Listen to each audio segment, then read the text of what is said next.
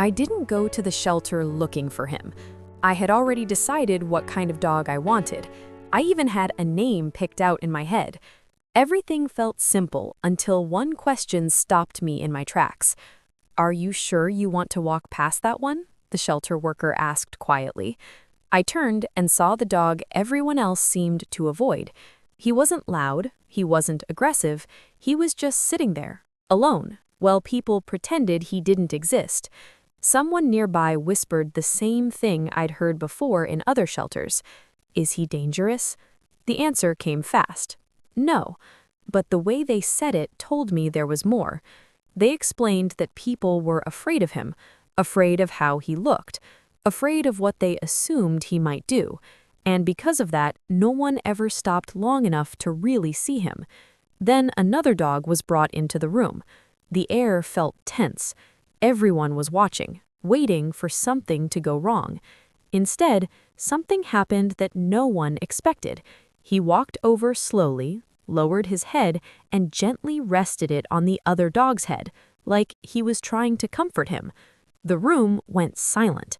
That was the moment everything changed for me, because I realized this wasn't a dangerous dog at all. This was a gentle one, trapped in the wrong story. And if no one rewrote it, I knew exactly how it would end. I'd been to shelters before. I thought I knew what to expect. The barking, the desperate energy, dogs jumping at kennel doors, hoping someone would see them. This place felt different. It was quieter, calmer, almost too calm. The woman at the front desk smiled warmly and asked what I was looking for. I told her something medium-sized, good with people, easygoing. She nodded and handed me a clipboard. "Take your time," she said. "They're all wonderful." I walked down the first row of kennels, reading the little cards taped to each door. Names, ages. Brief personality notes. Loves to play. Great with kids. Needs a patient home. Some dogs wagged their tails. Others pressed their noses against the glass. A few stayed curled in the corner, watching quietly. I felt the weight of it. All these lives waiting. All these stories that had led them here. But I also felt sure of myself. I knew what I wanted. I had a picture in my mind. A dog that would fit easily into my life. One that wouldn't require too much work or explanation. I wanted simple. I wanted safe. Then I reached the end of the hallway. There was one more kennel, set back a little from the others. The lighting was dimmer there, and the card on the door had less information than the rest. Just a name, an age, nothing about personality. I slowed down. Inside, a large dog sat facing the wall. His back was to me. He wasn't moving, wasn't reacting to my footsteps. For a moment, I thought about turning around, but something made me stop. Maybe it was the stillness. Maybe it was the way no one else had paused there all morning. Or maybe it was the feeling that this dog had been waiting a very long time for someone to do more than glance and walk away. I didn't know it yet, but that pause would change everything. His name was written in faded marker on the card. Max. No breed listed, no backstory, just his name and the number of days he'd been there. 214. I read it twice to make sure I'd counted the digits right. 214 days. That's more than 7 months, longer than most people keep a New Year's resolution, longer than some relationships I'd had. And he was still here. I looked through the glass again. Max hadn't turned around. He sat perfectly still, staring at the cinder block wall like he'd memorized every crack in it.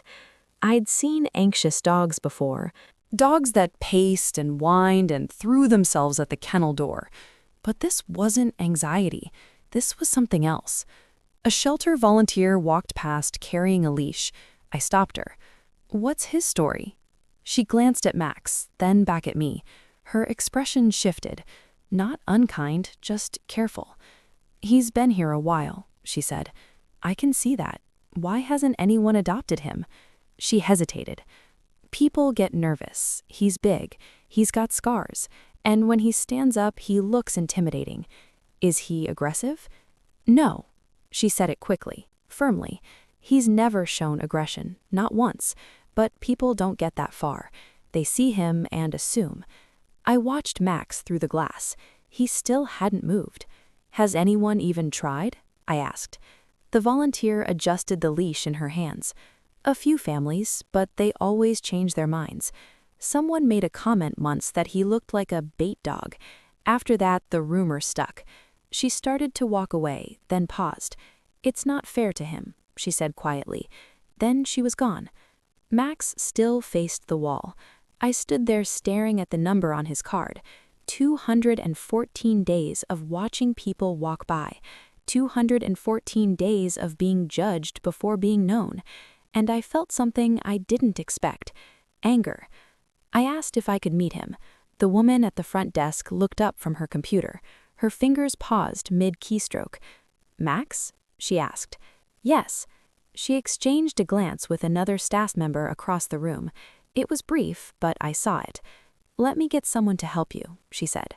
I waited near the door to the meet-and-greet room. Through the window, I could see a small fenced yard, a few toys scattered in the grass, a water bowl. 2 staff members approached. One of them carried a thick leash. So you want to meet Max, the older one said. Not a question, more like a confirmation he needed to hear out loud. I do. He nodded slowly. Okay, a few things first. He's a big dog. Strong. If he pulls, don't fight him. Just plant your feet and wait. Don't make sudden movements. Don't reach for his face. I frowned. I thought you said he wasn't aggressive. He's not, the younger staff member said quickly. But he's been here a long time. He's not used to people anymore. We just want you to be comfortable. The way they said it made me feel the opposite. Has he ever hurt anyone? I asked directly. No, the older man said. Never. Then why all the warnings? He looked at me for a long moment. Because if something went wrong, even once, he wouldn't get another chance. Dogs like him don't, so we're careful. Not because of him, because of what people would say. The words hung in the air. They weren't protecting me from Max, they were protecting Max from the world. I still want to meet him, I said. The older man studied my face. Then he nodded. All right, give us a few minutes. As they walked toward the kennels, I heard the younger one say something under his breath. I couldn't make out the words, but the tone was clear. This had happened before. The door opened. Max walked in slowly. His head was low. His eyes scanned the ground, not the room. He was bigger than I'd expected. Broad shoulders, thick chest. Scars traced lines across his muzzle and front legs, faded but visible. The staff member held the leash loosely. Max didn't pull, didn't strain.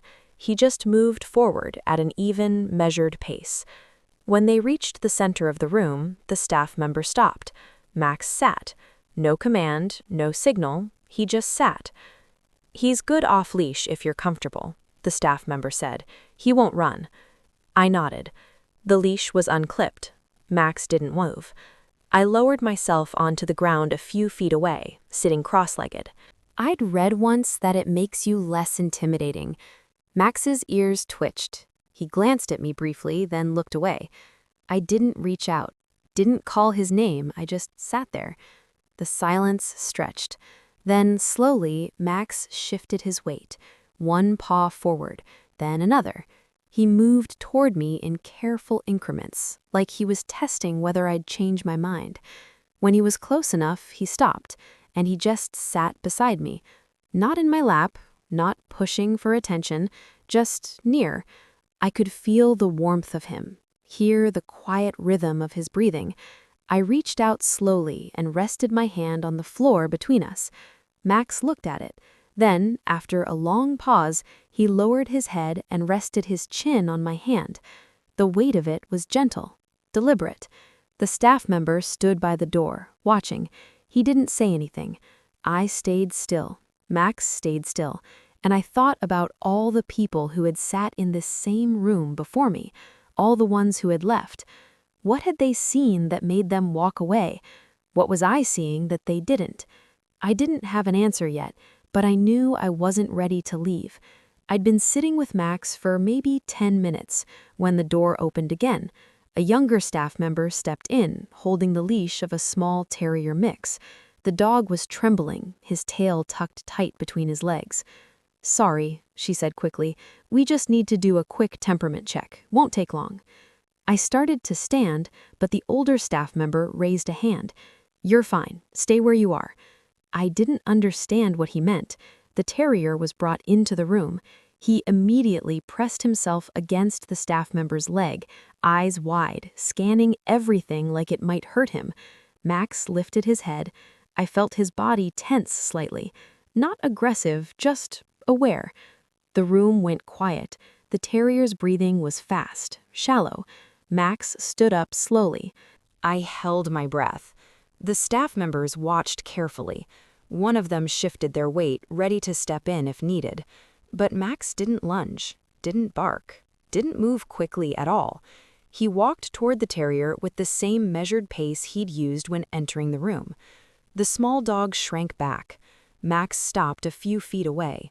Then he lowered himself to the ground, slowly, deliberately, making himself smaller. The terrier's ears flicked forward. Max inched closer. And then he did something I didn't expect. He lowered his head and gently rested it on top of the terrier's. The small dog stopped trembling. His breathing slowed. The two of them stayed like that for several seconds. Then, the staff member with the terrier carefully guided him toward the door. The small dog glanced back once before disappearing. Max returned to where I sat. Nobody spoke. The older staff member watched me, waiting. I looked down at Max. He wasn't performing, wasn't trying to impress anyone. He'd just done what he'd done, and I realized that what I just witnessed wasn't random. This was who he was. But I still didn't understand why that mattered. Not yet. No one moved. Max settled beside me again, this time a little closer than before. I ran my hand along his side. His fur was coarse, uneven in places where the scars ran deep. "Does he do that often?" I asked. The older man nodded. "We use him to help the fearful ones. He's good at it." "Why?" He hesitated. "We don't know for sure. Maybe he remembers what it's like. Maybe he just understands." The younger woman crossed her arms. "He's one of the best dogs we have," she said, "but people don't see it." I looked at Max. He was watching the door where the terrier had left, like he was still thinking about it. "How long has he been doing that?" I asked. "Since he got here," the older man said. "First week, we brought in a dog that had been abused, wouldn't let anyone near him. Max walked up and did exactly what you just saw. The other dog calmed down immediately." He paused. "After that, we started using him regularly. He's helped more dogs than we can count." I felt something shift in my chest. Not understanding yet, just awareness. "Then why is he still here?" I asked quietly. The room went silent. The older man looked at the floor. "Because people don't adopt dogs like him," he said finally. "They adopt dogs that make them feel good, dogs that look friendly, dogs that don't require explanation." He met my eyes. "Max requires all three." I sat there, processing. Max leaned his weight against me, just slightly. The staff members waited.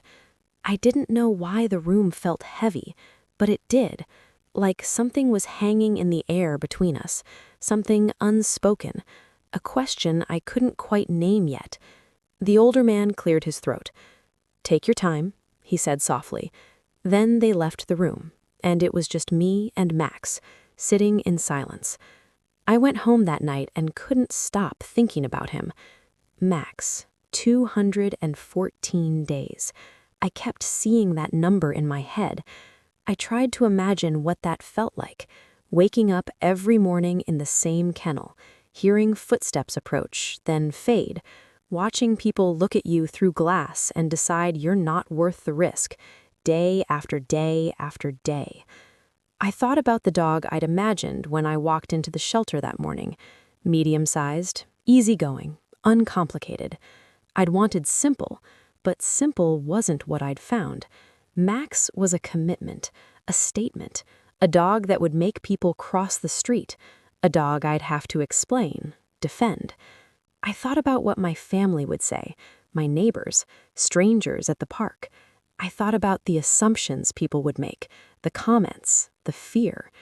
And then I thought about something else. I thought about the terrier, the way Max had moved toward him, not rushed, not forceful, just present. The way he'd made himself smaller to make the other dog feel safe. Nobody had told him to do that. Nobody had trained him. He'd just known. I sat on my couch in the dark, staring at nothing. And I asked myself a question I'd been avoiding all day. If I don't adopt him, who will? The answer came quickly. No one.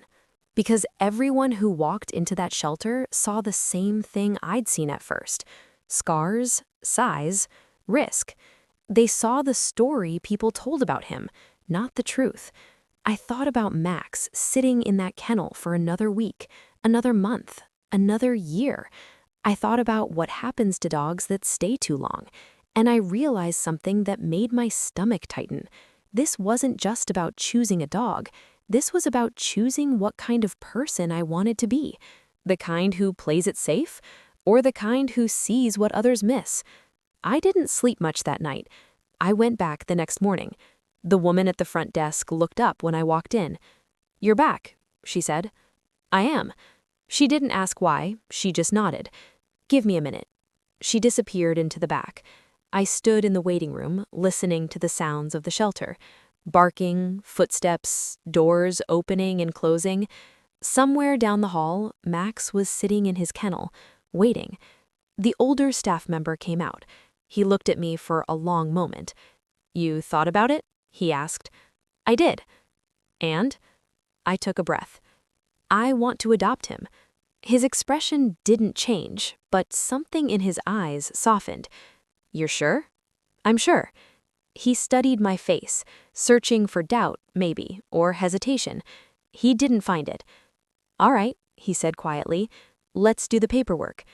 We sat at a small desk. He pulled out forms, started explaining the process, the fees, the timeline.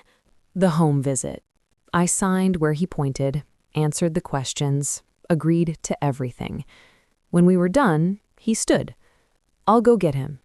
He walked toward the kennels. I waited. My heart was pounding. Not from fear, from something else. Purpose.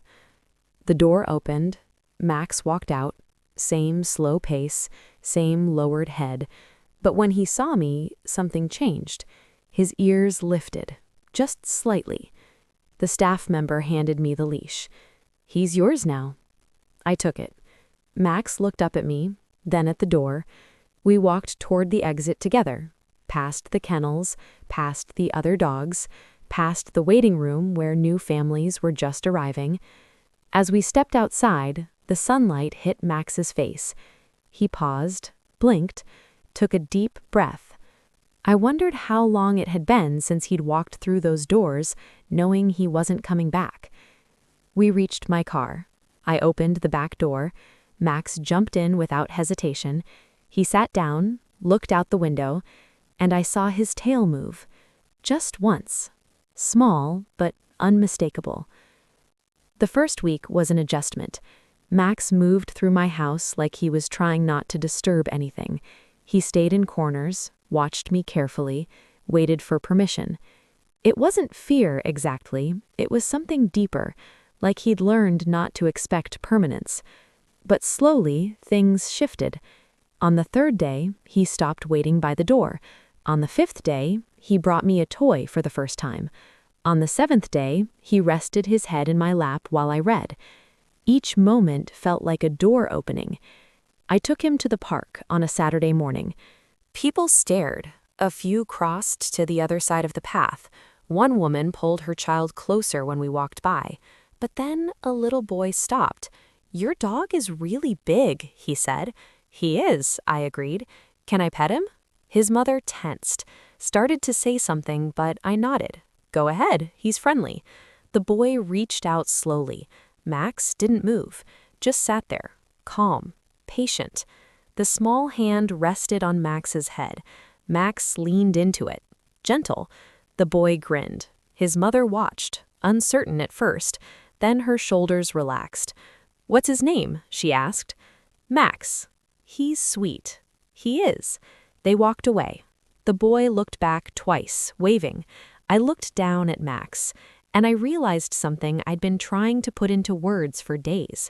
This dog had been labeled dangerous by people who never met him. He'd been rejected for things he didn't do. He'd waited 7 months for someone to see past the surface. And now, standing in the sunlight with a leash in my hand, I understood what had really changed. It wasn't just Max's story, it was mine. Because I'd walked into that shelter looking for easy, and I'd walked out with something better. I'd walked out with proof that the best things in life aren't the ones that come without risk. They're the ones worth taking the risk for. Max looked up at me, and I knew we were both exactly where we belonged. If this story changed the way you see shelter dogs, subscribe. I share the ones people usually walk past and the moments that prove why they shouldn't.